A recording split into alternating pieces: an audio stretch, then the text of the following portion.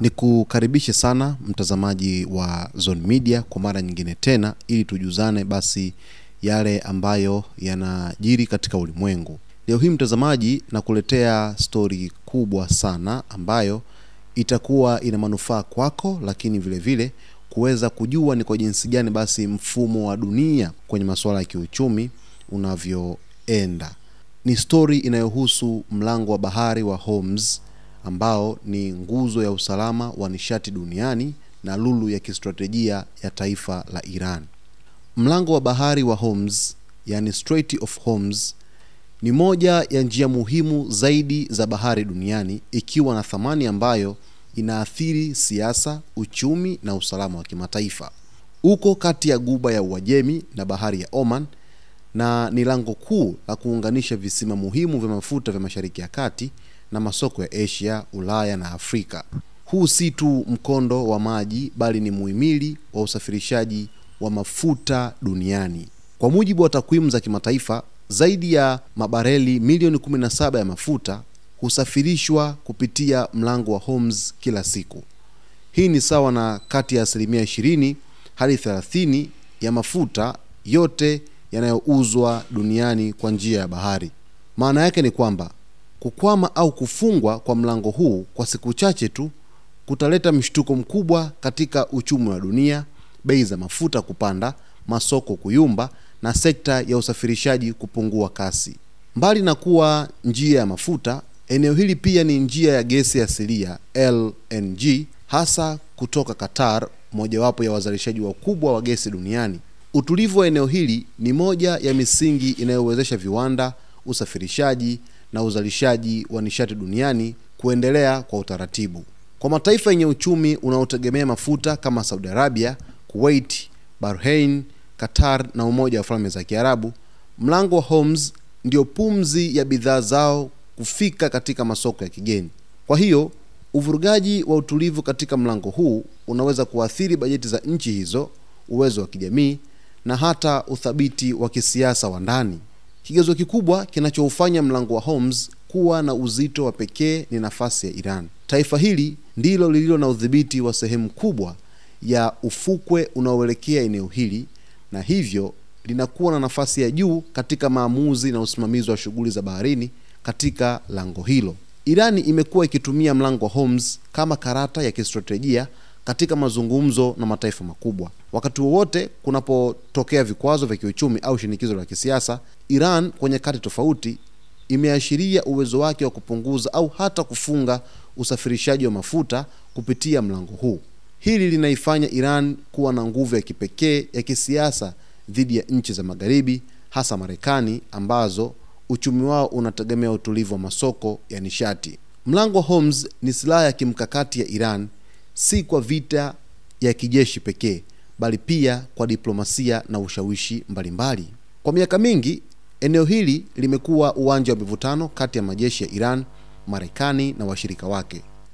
Manowari, meli za kivita na ndege za ulinzi kutoka pande zote hutembea karibu kila siku kwenye maji haya. Kila upande hufuatilia shughuli za mwingine kwa karibu, kwa sababu bahati mbaya ya kimakosa cha kijeshi inaweza kupelekea mgogoro wa kikanda au hata kimataifa. Mlango wa bahari wa Hormuz ni zaidi ya njia ya baharini. Ni nguzo kuu ya uchumi wa dunia, uti wa mgongo wa usafirishaji wa mafuta na silaha ya kisiasa ya Iran katika majadiliano ya kimataifa. Ni eneo ambalo linaunganisha masoko, mataifa, nguvu na maslahi makubwa ya nguvu za dunia. Kwenye upande wa kijiografia, mlango wa Hormuz upo kwenye ncha nyembamba sana ambayo ni ngumu kuizunguka. Yaani hakuna njia mbadala ya moja kwa moja kwa mafuta kutoka Ghuba ya Uajemi isipokuwa kupitia mkondo ambao unaunganisha ule mlango wa Hormuz. Sasa basi, hii inamaanisha kwamba nchi zinazozalisha mafuta haziwezi kupata njia mbadala za haraka.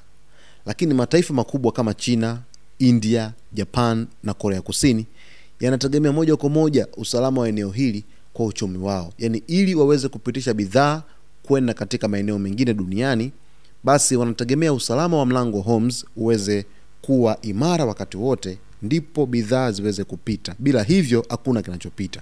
Marekani na washirika wake wanategemea eneo hili ili kulinda maslahi yao ya nishati duniani, kwa sababu mafuta mengi sana ambayo Marekani inawapata ni kutoka katika mataifa ya Kiarabu ambayo yamekuwa na uhusiano mzuri na Marekani, na ndio maana rais wa Marekani kwenye sera zake mara nyingi amekuwa akisisitiza kwamba mataifa ya Kiarabu yanatakiwa kuweza kuweka ushirikiano mzuri na mataifa ya Kimagharibi ili basi mambo mengine yaweze kwenda vizuri duniani. Ndio maana Iran imekuwa kwenye mkwaruzo mkubwa na Marekani, kwa sababu mara kadhaa wamekuwa wakipitia dosari nyingi kutoka katika taifa la Marekani kutokana na kuita kwamba ni uonevu mkubwa ambao taifa la Marekani limekuwa likifanya dhidi ya taifa la Iran. Lakini kwa nini mara nyingi taifa la Iran limekuwa likitishia kwamba linaweza kufunga mlango huu? Kwa sababu taifa la Iran limekuwa likitiliwa vikwazo kwa muda mrefu sana na mataifa ya Kimagharibi, likiwemo taifa la Marekani kutokana na uhasama wake dhidi ya Israel. Nikupe mfano mzuri mtazamaji.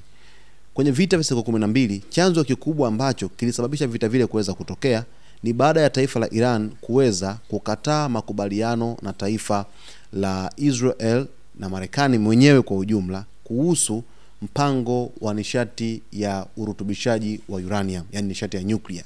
Sasa baada ya kukataa, ikaonekana wazi kwamba huenda mpango huo au mradi huo utakuwa tishio kubwa kwa taifa la Israel na vizazi vyake katika nyakati zijazo. Ndio maana Marekani ikachukua jukumu la kuweza kurudisha nyuma mpango huo wa urutubishaji wa uranium kwa ajili ya kutengeneza nyuklia, ili tu Irani iweze kufeli kwenye mpango wake mzima wa nyuklia katika taifa hilo. Sasa nguvu ya Irani katika eneo hili ni kwamba Irani ina jeshi la majini lenye uwezo mdogo katika vita za wazi, lakini lenye uwezo mkubwa katika vita vya kistratejia. Irani ina makombora ya masafa ya kati na marefu yanayoweza kulenga meli za mafuta. Ina boti ndogo za kivita, yani swarm tactics, zinazotumia bahari nyembamba vibaya kwa maadui. Lakini ina makundi ya kijeshi rafiki katika eneo Iraki, Syria, Lebanon, Yemen, kuongeza shinikizo kwa njia zisizo za moja kwa moja.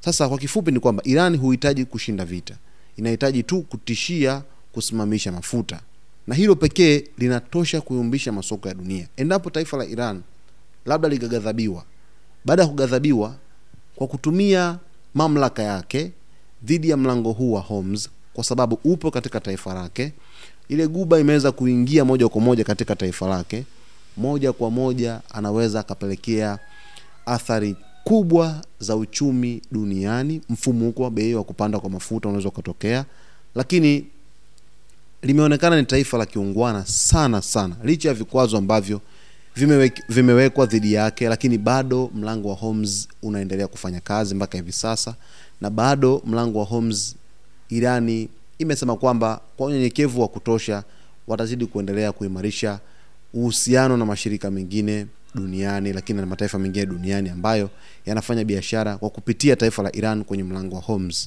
Kwa hiyo kama ikitokea Iran atafunga mlango wa Hormuz, kwa mfano, inaweza kupelekea athari kubwa duniani ya kiuchumi kuweza kutokea. Tukashuhudia mfumuko wa bei za mafuta, bei za bidhaa kutoka mataifa kama Japan, China na mataifa mengine, India, Korea Kusini, wakapata tabu kubwa sana ya kuweza kusafirisha bidhaa zao kwenda katika mataifa mengine duniani. Lakini kuna msuguano mkubwa kwamba hata Marekani pia haitamani kwamba Iran iendelee kumiliki mlango wa Hormuz, kwa sababu wanahisi kwamba kuna usalama wa usafirishaji wa mafuta kwa washirika wake, kulinda Israel na ushawishi wa Mashariki ya Kati, lakini kuzuia Iran kwa nguvu ya kikanda inayoweza kufanya maamuzi huru. Taifa la Marekani limekuwa na wasiwasi sana dhidi ya taifa la Iran kushikilia mlango wa Hormuz mpaka hivi sasa. Mtazamaji, nimekupa brief kidogo ili uweze kuona kwamba wanapozungumzia mlango wa Hormuz wanazungumzia mlango gani, kwa ajili gani, una faida gani duniani, lakini ni nani ambaye uko katika taifa lake. Tumeona hapo ni taifa la Iran. Nitakuletea ripoti ya part 2 kuhusu mlango wa Hormuz, lakini kwa taarifa ijayo usiache kusubscribe, kulike, kucomment pamoja na kushare. Mimi ni Victor Moshi.